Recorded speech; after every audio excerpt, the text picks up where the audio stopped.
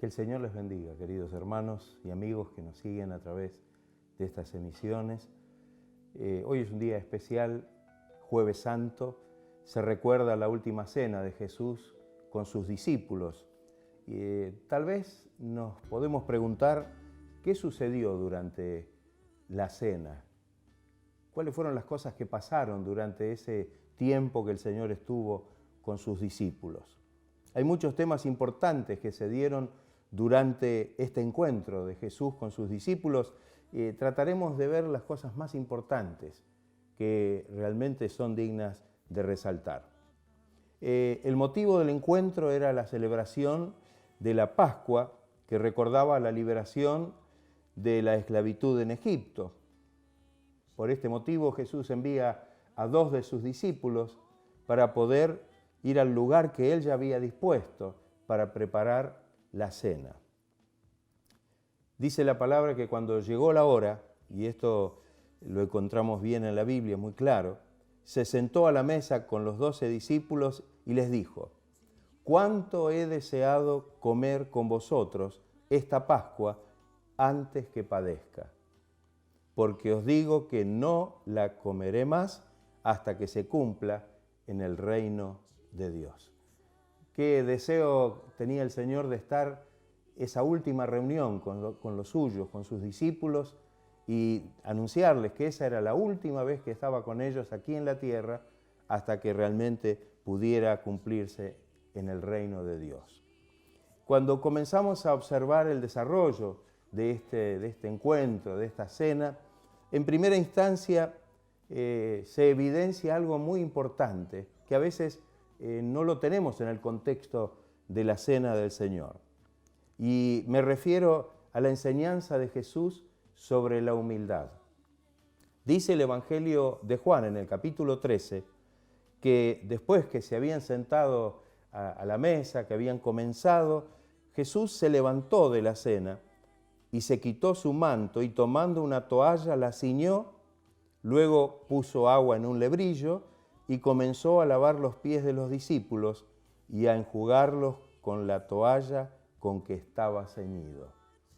Qué importante esto. Jesús lava los pies de los discípulos. Por supuesto, esto pareció inapropiado en principio a los discípulos y especialmente a Pedro. Cuando el Señor llega a Pedro para lavarle los pies, Pedro se opuso con insistencia. ¿Cómo podía ser que Jesús le lavara los pies a él? Por supuesto, la respuesta de Jesús fue muy convincente.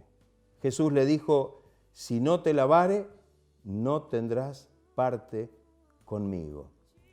Y podemos decir, hermanos, que más allá de estar estableciendo el lavamiento de pies, Jesús está enseñando con su ejemplo el camino de la humildad. El principio básico que hay que reconocer, y de una sola manera, de que para poder ser bienaventurado y para poder ocupar un lugar de privilegio en la presencia de Dios, el camino es el camino del servicio por amor y el camino de la humildad. De nada vale que nos lavemos los pies los unos a los otros siguiendo como un rito lo que Jesús hizo con sus discípulos si realmente no hemos comprendido que el verdadero punto está en la humildad, el de servirnos por amor los unos a los otros. Entonces, no solamente comporta esta enseñanza de la humildad el poder lavarnos los pies, sino esto demanda de nosotros una vida de humildad, de amor y de servicio en favor de aquellos que nos rodean. A continuación, el Señor anuncia algo muy terrible, muy triste, porque anuncia la traición de Judas. El Evangelio de Mateo dice lo siguiente, que mientras comían, Jesús dijo: «De cierto os digo que uno de vosotros me va a entregar». Y entristecidos en gran manera comenzó cada uno de ellos a decirle: «¿Soy yo, Señor?». Entonces él respondiendo dijo: «El que mete la mano conmigo en el plato, ese me va a entregar. A la verdad, el Hijo del Hombre va según está escrito de él, mas ay de aquel hombre por quien el Hijo del Hombre es entregado. Bueno le fuera a ese hombre no haber nacido. Entonces, respondiendo Judas, el que le iba a entregar, dijo, ¿soy yo, maestro? Y Jesús le dijo, tú lo has dicho. El Evangelio de Juan acota algo importante, que después de comer el bocado, Satanás entró en el corazón de Judas. Y entonces Jesús le dijo, lo que vas a hacer, hazlo más pronto. Qué fuerte este momento. Eran 12 los que el Señor eligió para que pudieran estar con Él, para que pudieran acompañarlo y estar con Él en su ministerio terreno, pero por sobre todas las cosas preparar este puñado de hombres para que ellos pudieran luego continuar la obra de extender el mensaje del reino de Dios hasta lo último de la tierra. Sin embargo, uno de ellos fue el que lo traicionó, Judas. Una experiencia terrible y sabemos cuál fue el final, porque haber vendido al Señor por 30 piezas de plata en realidad no le sirvió en absoluto, porque luego, tirando el botín que había cobrado por la entrega del Señor, se ahorcó.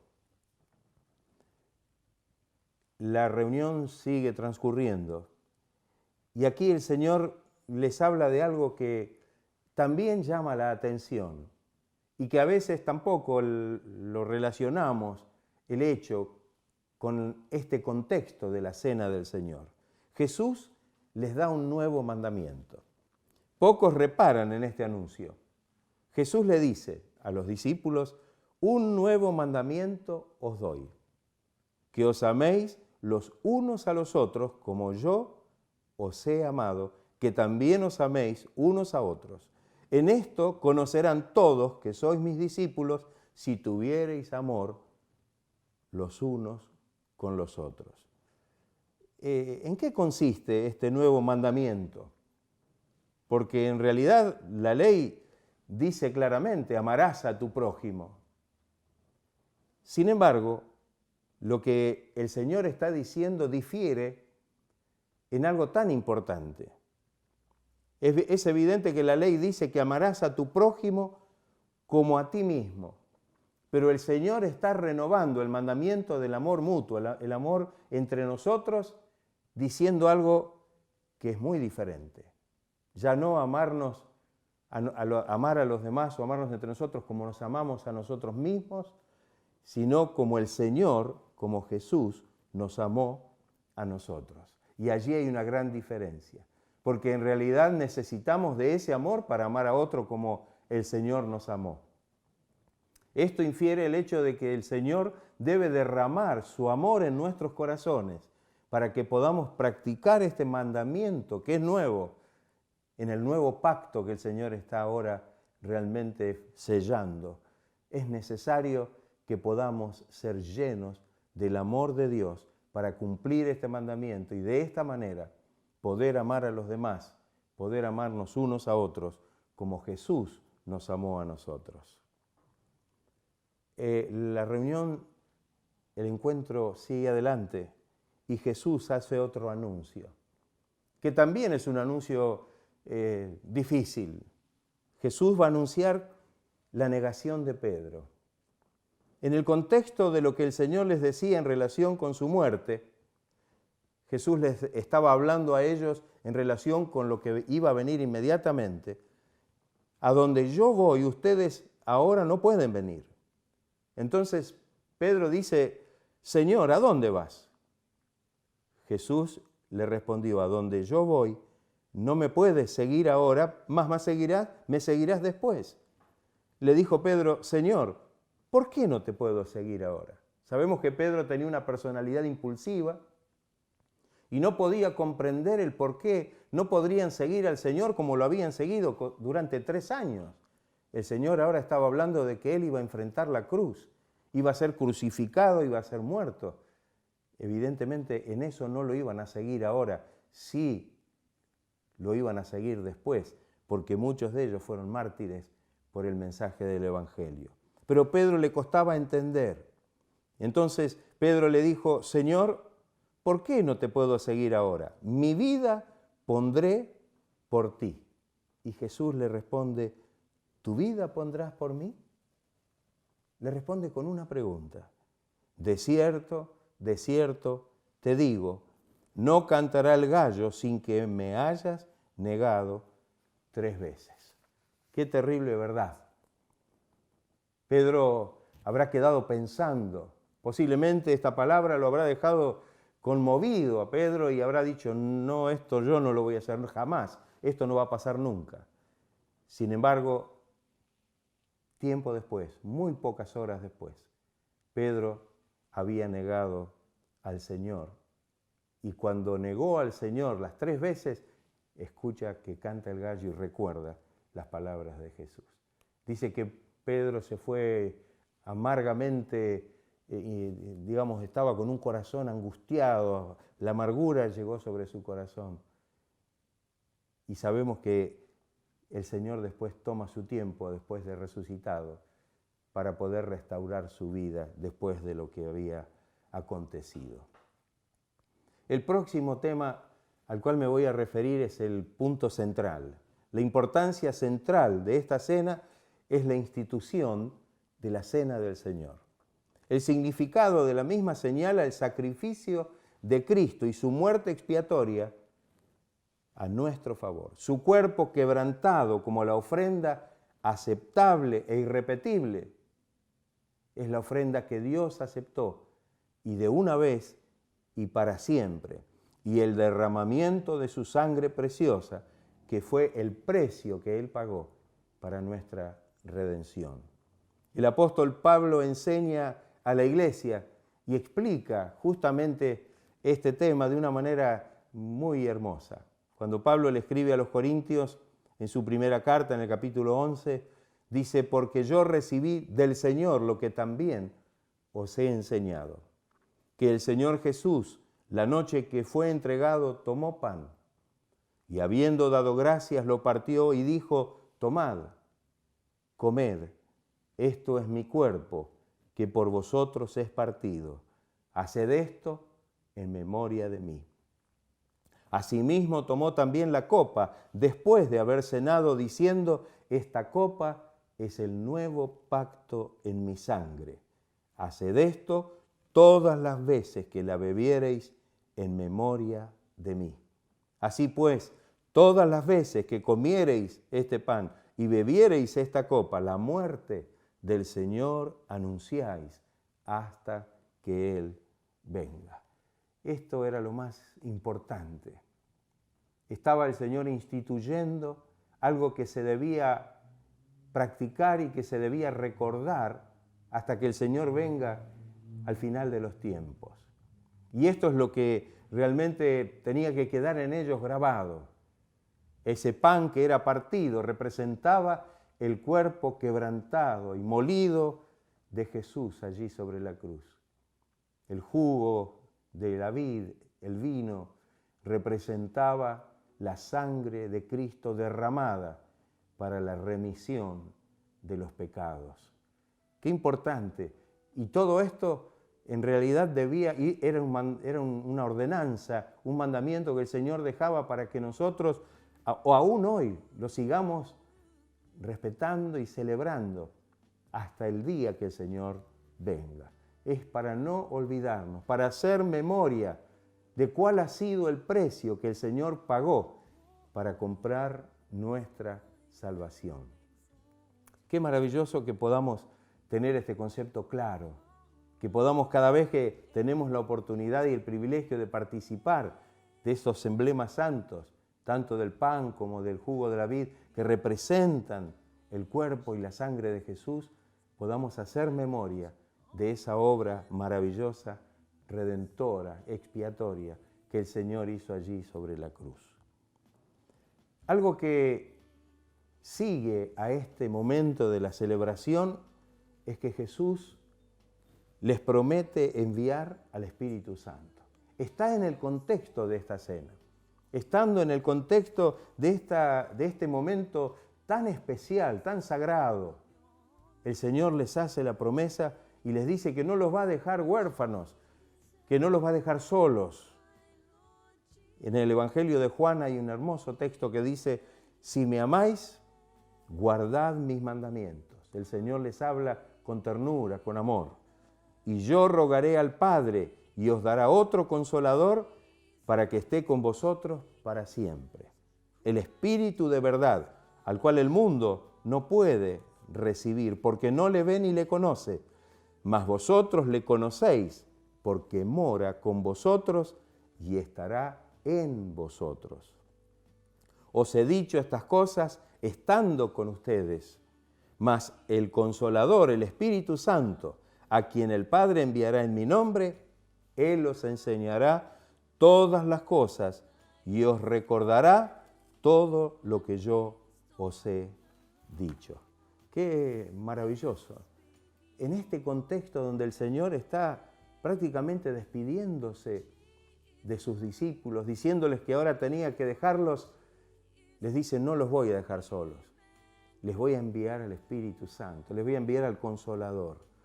Y fíjense que hay una cosa tan importante en este anuncio, porque Jesús, aún después de resucitado, cuando se encuentra con ellos y se presenta ante ellos, el Señor les recuerda de una manera muy importante esta promesa. Porque dice que estando juntos, después en este encuentro que tuvo cuando Cristo ya había resucitado, les mandó que no se fueran de Jerusalén, sino que esperasen la promesa del Padre, la cual les dijo, oísteis de mí. Porque Juan el Bautista, ciertamente bautizó con agua, mas vosotros seréis bautizados con el Espíritu Santo dentro de no muchos días. Y recibiréis poder cuando haya venido sobre vosotros el Espíritu Santo, y me seréis testigos en Jerusalén, en toda Judea, en Samaria y hasta lo último de la tierra. ¡Qué maravilloso! Estaban recibiendo una promesa que iba a trascender el momento y los iba a preparar, los iba a ungir con un poder especial de lo alto para que ellos pudieran continuar con la obra de predicar y de anunciar el Evangelio a todo el mundo. Qué maravilloso tiempo y qué maravilloso momento. Dentro de este contexto hay otra cosa que el Señor hace en forma exclusiva, y es que les enseña cómo deben orar ahora orar al Padre a partir de ahora, a partir de este momento. Hay un texto en Juan que es tan claro, porque el Señor Jesús les dice, en el capítulo 16 de Juan está registrado este texto, en ese contexto de la cena, dice, hasta ahora nada habéis pedido en mi nombre, porque en realidad Él estaba con ellos. Pero ahora les dice, pedid y recibiréis para que vuestro gozo sea cumplido. En aquel día pediréis en mi nombre, y no os digo que yo rogaré al Padre por vosotros, pues el Padre mismo os ama, porque vosotros me habéis amado y habéis creído que yo salí de Dios. Qué hermoso esto. Una enseñanza tan importante. Por eso es que ahora nos queda esta enseñanza aún a nosotros. Que ahora cuando nosotros oramos al Padre, lo hacemos y lo debemos hacer como Jesús enseñó, en el nombre de Él. Mientras Él estaba con ellos, no hacía falta que oraran en el nombre de Él, porque Él estaba con ellos. Pero ahora que Él se iba de ellos al Padre, era necesario que ellos aprendieran a orar de esta manera, como ahora nosotros debemos aprender a orar de esta manera. Por eso es que oramos al Padre en el nombre de Jesús. No es solamente una fórmula, sino que realmente es una enseñanza que Jesús dejó. Lo siguiente que quiero mencionar es algo también muy hermoso, porque en el contexto de esta cena Jesús hace una oración que se registra en el Evangelio de Juan en el capítulo 17. Y realmente yo diría que es la oración más hermosa de la Biblia. Es la oración que Jesús hizo en el contexto de esta última cena. Hasta el versículo 8 que Juan habla acerca y de alguna manera expresa la oración de Jesús, muestra que Jesús ora en realidad por sí mismo, pues ha llegado la hora de ser glorificado, es decir, nuevamente de subir al Padre y recibir su gloria. Expresa el cumplimiento de la obra encomendada. Cuando miramos el versículo 4 de esta oración, dice, yo te he glorificado en la tierra, he acabado la obra que me diste que hiciese. Es como que Jesús está rindiendo cuentas a su Padre acerca de la obra que Él le encomendó. Y yo digo, qué maravilloso. Los primeros 8 versículos de esta oración es una relación entre el Padre y el Hijo en forma directa, y el Hijo como realmente mostrándole al Padre el anhelo y el deseo de poder estar nuevamente a su diestra. La segunda cosa que se nota en la oración, desde el versículo 9 hasta el versículo 19, es que Jesús ora por sus discípulos y ora para que sean guardados en su nombre, para que sean santificados en la verdad y para enviarlos al mundo a predicar y anunciar el mensaje del reino de los cielos. Qué maravilloso que el Señor ora por ellos. Ellos ahora no iban a contar con la presencia física del Señor, y el Señor ahora en presencia de ellos está orando al Padre por ellos para que el Señor los guarde, para que el Señor los bendiga, para que el Señor los santifique, para que este mismo Dios los envíe como instrumentos de bendición para anunciar a este mundo el mensaje del Evangelio. Otra parte de la oración, del versículo 20 en adelante, es una oración que el Señor hace por todos los que han de creer en Él, por la palabra de ellos. Hasta nuestros días llega esta oración, porque a partir de la divulgación de la palabra primeramente por medio de los discípulos que ya eran los apóstoles, esa palabra nos ha llegado hoy a nosotros, a través de los años, a través de los siglos. Así que esta oración podemos decir que nos sentimos incluidos en ella, que Jesús también está orando por los que luego íbamos a creer en Él, en Jesús, por este bendito mensaje y por esta bendita palabra. El Señor dice en los versículos 22 y 23, la gloria que me diste, yo les he dado, para que sean uno, así como nosotros somos uno, yo en ellos y tú en mí, para que sean perfectos en unidad, para que el mundo conozca que tú me enviaste y que los has amado a ellos, como también a mí me has amado. Fíjese que la oración de Jesús por todos los que van a creer en Él, por la palabra, es la oración por la unidad en el Espíritu. Una unidad por la cual el Señor ora en ese contexto. Es una oración que tiene un alcance, fíjense ustedes, hasta nuestros días y hasta que el Señor vuelva, que Él desea y anhela que podamos ser una sola cosa, guardar una unidad perfecta entre nosotros y en relación también con el Padre y con el Hijo. Por último, el Señor en esta oración pide por aquellos que son de Él, que puedan estar donde Él está. Mire qué petición maravillosa. Señor, a esto que me has dado, yo quiero que estén en el lugar donde yo estoy. Esta fue una promesa que el Señor les hizo. En el capítulo 14, versículo 3 dice, y si me fuere y os preparare lugar, vendré otra vez y os tomaré a mí mismo, para que donde yo estoy, vosotros también estéis. ¡Qué maravilloso! Es algo que verdaderamente nos llena de gozo. Sabemos que tenemos un lugar preparado allí en el cielo para que nosotros podamos realmente un día estar donde Él está, participar de su gloria. El apóstol Pablo, cuando escribe a los Efesios, dice que nos hace sentar en los lugares celestiales con Cristo Jesús. ¡Qué privilegio tan maravilloso! Lo último que quiero mencionar es que el versículo de Mateo capítulo 26, versículo 30, dice que antes de salir hacia el huerto, hacia el monte de los olivos, hacia el huerto de Getsemaní, dice que cantaron el himno. Dice el versículo, y cuando hubieron cantado el himno, salieron al monte de los olivos. Muchas veces nos hemos preguntado qué himno habrán cantado, cuál habrá sido el himno que entonaron. Sabemos que el himnario de ellos y el himnario del pueblo de Israel era el libro de los Salmos.